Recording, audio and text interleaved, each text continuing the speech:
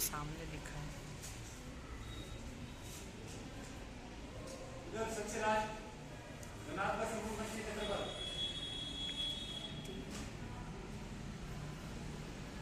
Yes sir, मैं क्या होता है? खड़े होकर बताओ जोर से। तो मैं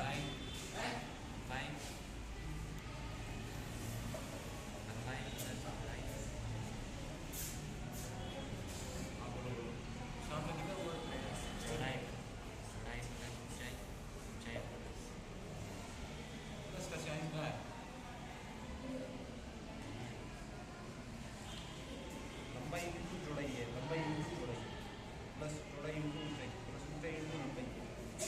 आपने कहाँ बताया? सर मुझे पता है। ये है हमारे घनाभ का समूह पृष्ठीय क्षेत्रफल। एक सेकंड कोई लिखेगा नहीं, इधर ध्यान रखो, ठीक है ना? घनाभ का वक्र पृष्ठीय क्षेत्रफल क्या होता है? उसका फॉर्मूला होता है वक्र पृष्ठीय क्षेत्रफल।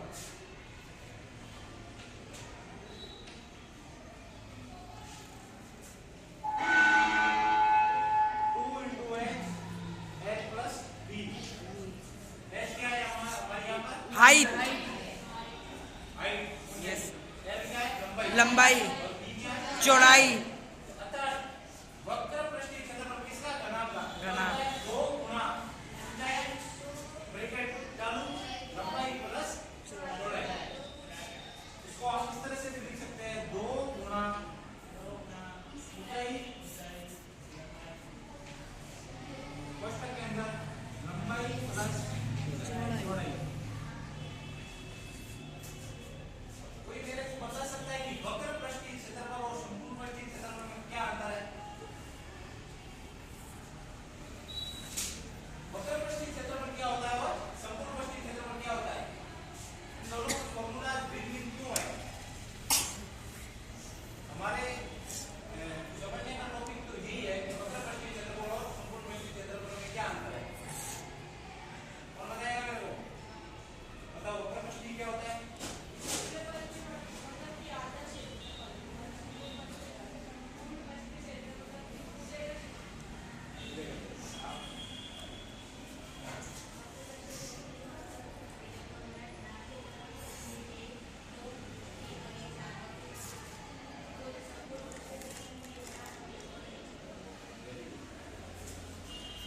इन्होंने कहा कि संपूर्ण पृष्ठीय क्षेत्रफल के अंदर घनाभ की संपूर्ण 6 परतों का क्षेत्रफल लेते हैं।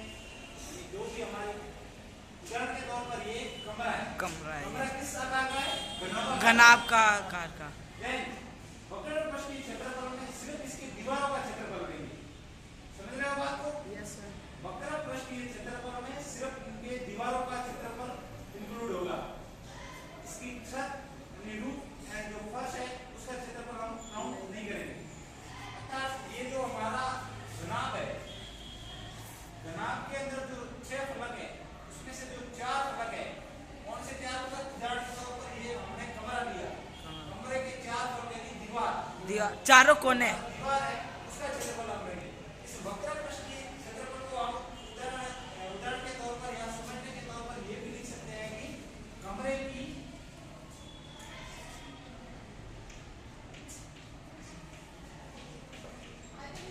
दीवार का क्षेत्रफल।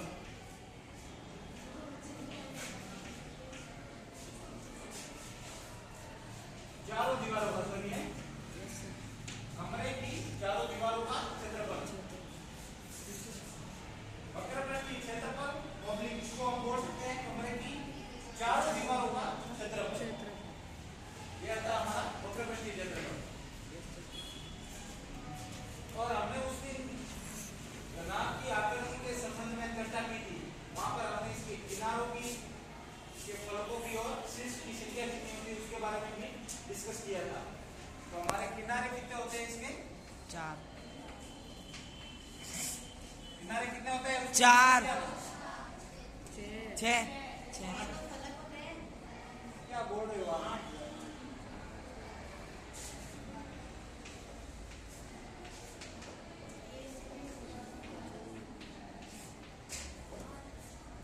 घनाभ में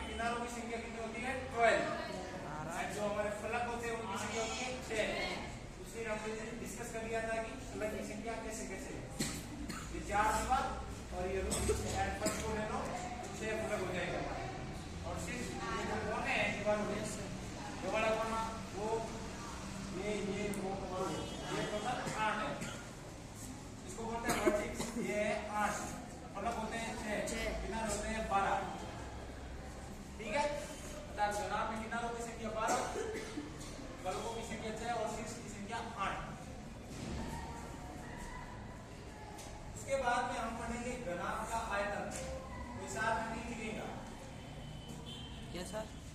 इसके बाद में पढ़ेंगे हम घनाभ का आयतन। घनाभ का आयतन का फॉर्मूला क्या होता है, कौन बताएगा?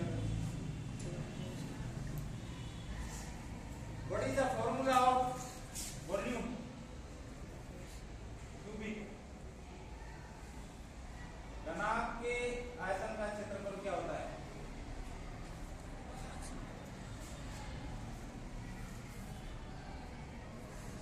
क्लास 8 में क्या पढ़ा दिया आपने?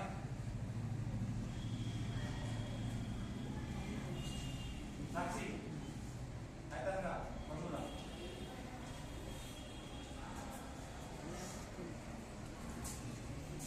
इधर बाल किशोर, आयतन का फॉर्मूला क्या होता है?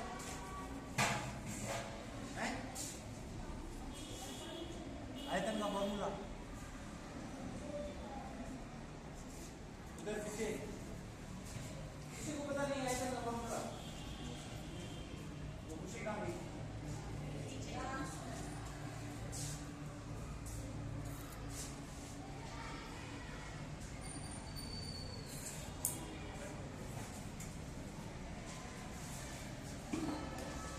आपके आयतन का सूत्र होता है लंबाई इंटू चौड़ाई इंटू ऊंचाई।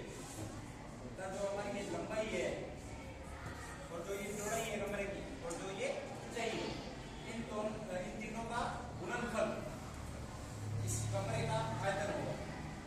यानी घनाभ का आयतन उसकी लंबाई, उसकी चौड़ाई और उसकी ऊंचाई का गुणनफल होता है। ये है लंबाई, ये है चौड़ाई और ये है ऊंचाई। ठीक इसी तरह से सारे चित्र को बनाओगे, उन चीजों को लिखोगे, किनारे फलकोष्ठीय कितने होते हैं लिखोगे, और ये हमारे जो वक्रमंडलीय और चतुर्भुज क्षेत्रफल इसको लिखोगे। ऐसा नहीं सिर्फ देख के बैठ जाओ, साथ में कोई नहीं मिलेगा। मैंने क्या बोला कि हमारा आयतन होता है घनाभ का लंबाई, चौड़ाई और ऊंचाई का गुणनफल। अर्थात घनाभ का आयतन वॉल्यूम होता है LBH, यानी लंबाई इंटू चौड़ाई इंटू ऊंचाई। ठीक है, यहाँ तक बात समझ में? मैंने कहा घनाभ का आयतन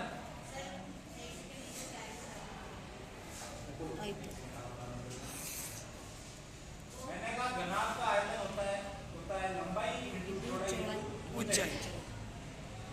आयतन शब्द से यहाँ पर क्या अर्थ निकल रहा है? घनाभ का आयतन मतलब क्या? आयतन होता क्या है? उसका भार।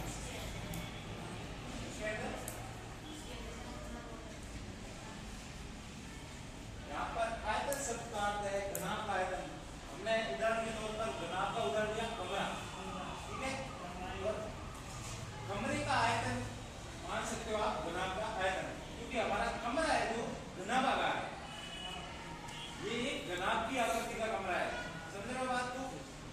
ये जो हमारी बुक है ये भी एक घनाभ की आकृति की है, क्योंकि इसकी लंबाई, चौड़ाई और ऊंचाई तीनों डिफरेंट है।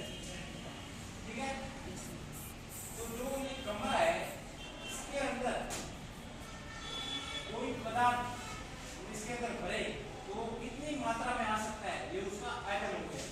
मान लो इस कमरे के अंदर हमें बेंच रखनी है, ठीक है, बहुत सारी बेंच रखनी है, बहुत सारे स्टूडेंट को बिठाना है, पूरा पैक करना है इसको। तो कितने स्टूडेंट आ सकते हैं? मान लो 100 स्टूडेंट आ सकते हैं, 200 स्टूडेंट आ सकते हैं।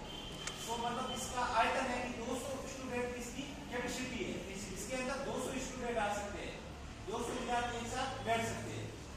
या इसके अंदर कुछ ऐसा डिब्बे रखे, बॉक्सेज रखे इसके अंदर, तो मान लो इसके अंदर 500 बॉक्स आ सकते हैं।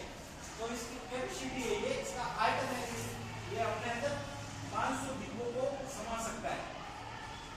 इसके अंदर मान लो 500 डिब्बे भरे तो 500 के 500 इसके अंदर आ जाएगी, मतलब इसका आयतन 500 डिब्बों के बराबर है। इस आकार की 500 डिब्बे इसके अंदर आ जाएगी। आयतन मतलब जो इसका खोखला भाग होता है अंदर का, ये कमरा है, कमरे को चारों तरफ से आप पैक कर दो, ऊपर छत है, नीचे फर्श है, पैक करोगे तो अंदर का भाग